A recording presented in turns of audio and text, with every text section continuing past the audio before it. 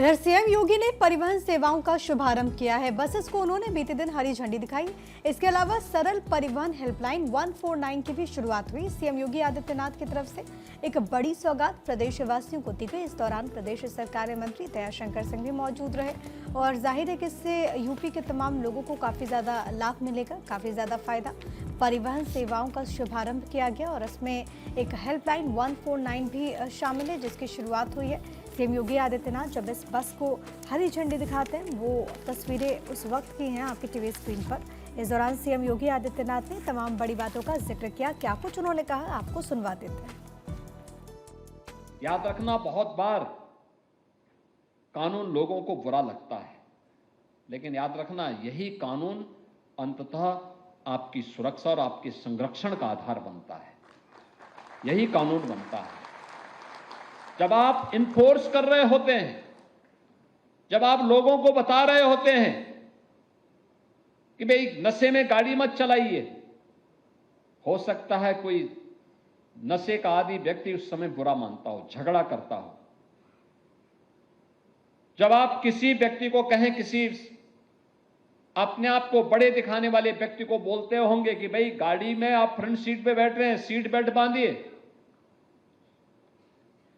हो सकता है उस समय उसको बुरा लगता हो, लेकिन वही सीट बेल्ट उसकी जान को भी बचाएगा।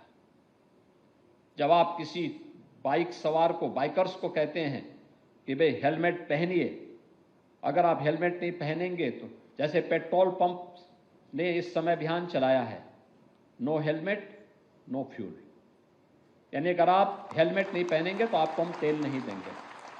बहुत सारे लोग विवाद खड़ा करते हैं, उस समय उनको भले ही बुरा लग रहा होगा, लेकिन सच्चाई ये है कि पेट्रोल पंप वाले के हित में नहीं है, ये हित में, वो बाइकर्स का हित में है कि वह अगर पहन करके चलाता है, दुर्भाग्य से कोई दुर्घटना होती तो कम से कम जान तो बच जाएगी। तो सड़क सुरक्षा को लेकर भी सीएम योगी ने स्टेटमेंट दिया, बोले कि अब नो हेलमेट का मतलब नो फ्यूल, क्योंकि आपको याद है पहले भी इस तरीके से इस बात का जिक्र किया जा चुका कि अगर हेलमेट नहीं होगा तो आपको पेट्रोल पंप पर किसी भी प्रकार से कोई भी ईंधन नहीं मिलेगा। याद रखना, बहुत बार कानून लोगों को बुरा लगता है, लेकिन याद रखना यही कानून अंततः आपकी सुरक्षा और आपके संरक्षण का आधार बनता है। यही कानून बनता है।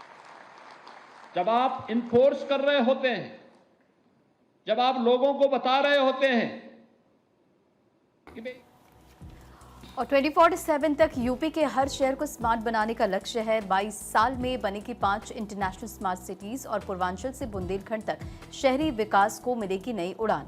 सीवेज, अब इसी के साथ वैज्ञानिक आधार पर इसका विकास होगा, अपशिष्ट का ठीक तरीके से प्रबंधन हो सके, ये भी इसमें शामिल है। रंजना, बिल्कुल इसी के साथ देखिए मेट्रो पक्के मकान, हर नागरिक तक आधुनिक सुविधाएं किस तरह से 24/7 बिजली भी मिल सके, इसका भी ध्यान रखा जाएगा।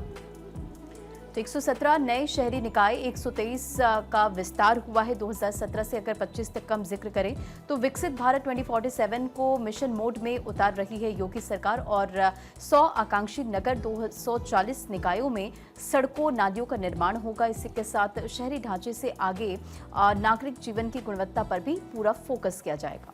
तो देखिए, मिशन 2047 की जब हम बात करते हैं तो उसी पर योगी सरकार आगे बढ़ रही है और यही लक्ष्य रखा है कि प्रदेश के हर एक कोने कोने तक वहां पर विकास हो, लोगों तक जो योजना इस वक्त सरकार की तरफ से चलाई जा रही है उनका फायदा उन लोगों को हो। सड़कों का पूरी तरह से जाल बिछाया जा रहा है। इसके तहत जो ग्रामीण इलाके हैं वहां पर तेजी के साथ विकास कार्य हो, यही सरकार का फोकस है। और अभी भी आप देख रहे हैं, चाहे हम पूर्वांचल की बात करते हैं, बुंदेलखंड की बात करते हैं, ये तमाम पूर्वांचल के जो पिछड़े इलाके हैं वहां पर सरकार की कोशिश यही इस वक्त हो रही है कि जो लोग बिल्कुल कोने कोने तक रह रहे हैं, जहां तक इससे पहले विकास जिन लोगों का नहीं हो पाया, जिन इलाकों का विकास नहीं हो पाया, उन तक इन योजनाओं का फायदा पहुंचे और यहां पर भी विकास कार्य तेजी के साथ किए जाए। और इसीलिए चाहे हम ग्रामीण इलाकों की बात करते हैं या शहरी इलाकों की बात करते हैं, तो सरकार की तरफ से 2047 तक स्मार्ट शहर बनाने का लक्ष्य रखा गया है।